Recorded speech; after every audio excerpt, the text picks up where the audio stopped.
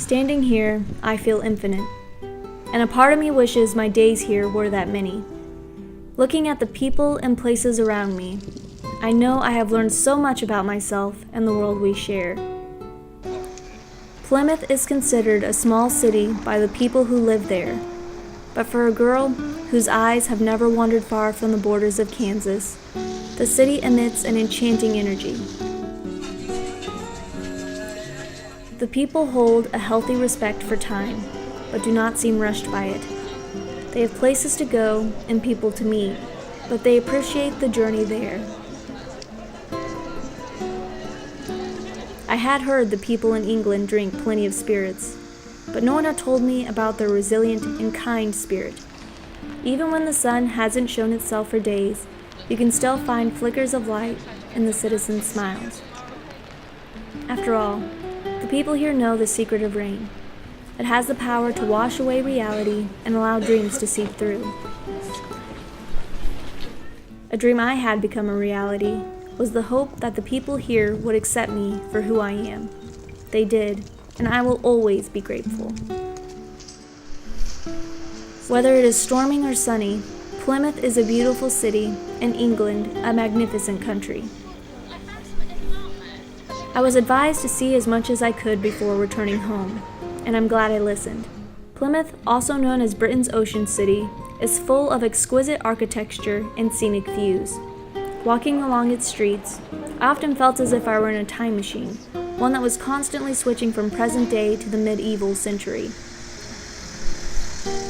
Strewn throughout the city, ancient churches have been preserved alongside modern-day architecture. Those churches stand there as a reminder of where humanity began and how far we have come over the years. The garden and seashore views provide Plymouth with a natural beauty. Only a 10-minute walk from campus, I often made my way to the ocean to watch the waves.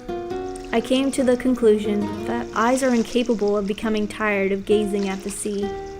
Its mysterious blue surface stretches for miles, leaving the eyes plenty of room to wander and to admire the ships that float there. The gardens in and near Plymouth radiate life. Maybe it's due to the fact I'm from Kansas, but everything seemed so green here.